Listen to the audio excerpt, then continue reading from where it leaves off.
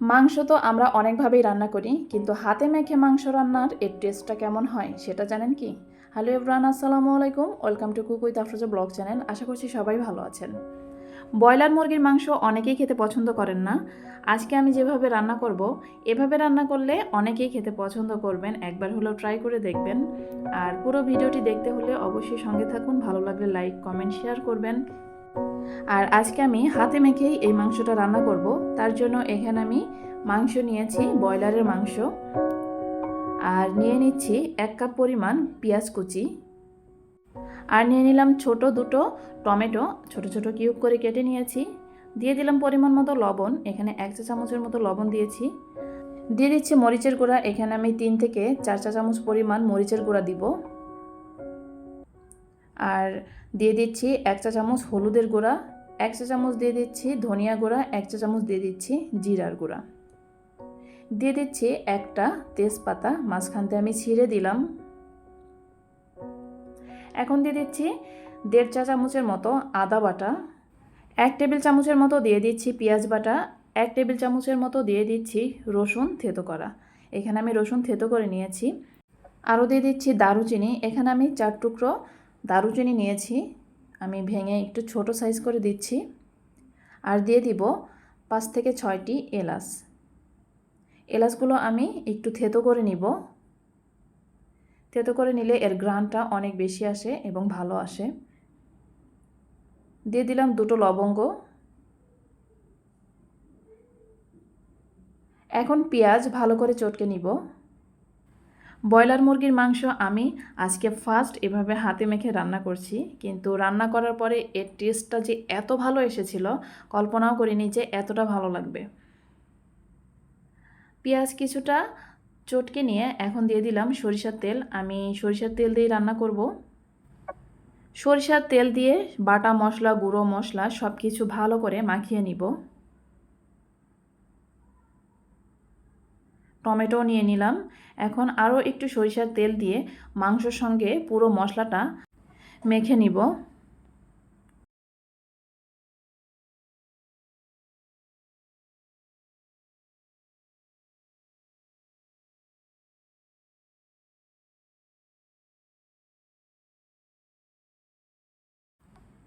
একটু হাতে সময় নিয়ে ভালো করে এই মশলার সঙ্গে মাংসটা মাখাতে হবে।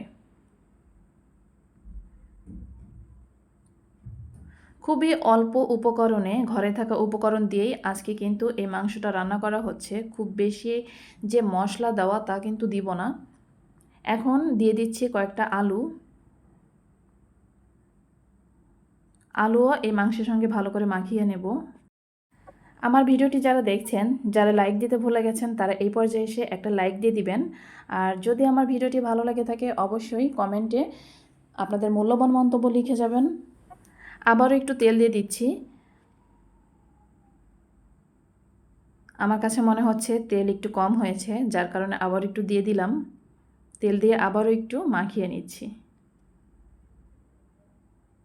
এখন সামান্য একটু পানি দিব, খুব বেশি পানি দেব না।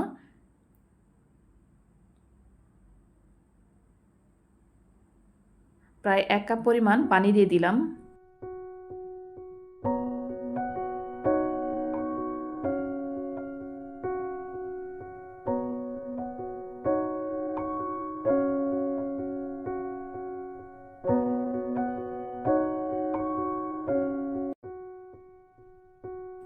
ব্যাস, সব ঝামেলা শেষ। এখন শুধু চুলোয় বসিয়ে দিব। চুলোটা জ্বালিয়ে চুলোয় রান্না করে নিব। একদম সহজ, ঝামেলামুক্ত এই রান্নাটা, কিন্তু টেস্টের দিক দিয়ে কোনো অংশেই কম নয়। আমি প্রথমে হাই হিটে রান্না করে নিব 10 মিনিটের জন্য। ঢাকনা দিয়ে ঢেকে ঢেকে মাঝে মধ্যে আমি উল্টিয়ে দিব। এখন দিয়ে দিব 2টো কাঁচামরিচ, আমি মাঝখান দিয়ে কেটে দিচ্ছি।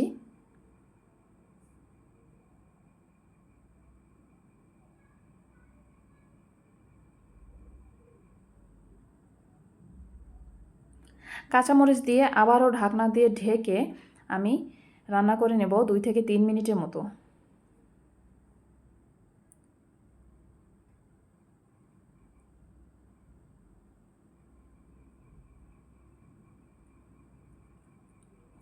এই পর্যায়ে এসে আমি দমে রেখে দিব 8 থেকে 10 মিনিটের জন্য। একদম লো আঁচে দমে রেখে দিব 8 থেকে 10 মিনিটের জন্য।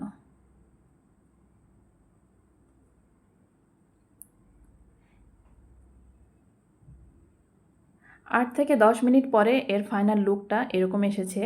তেলগুলো যখন এরকম ভেসে উঠবে তখন আমি কিন্তু এই চুলোটা বন্ধ করে দিব। মাংসের মধ্যে দেওয়া তেজপাতা আমি ফেলে দিব, এটার আর এখন কোনো প্রয়োজন নেই। একটু নেড়ে চিড়ে 2 থেকে 3 মিনিট পরে আমি চুলোটা বন্ধ করে দিব। ব্যাস, আমার রান্নাটা কিন্তু কমপ্লিট। আমি এই পর্যায়ে এসে চুলো বন্ধ করে দিয়েছি।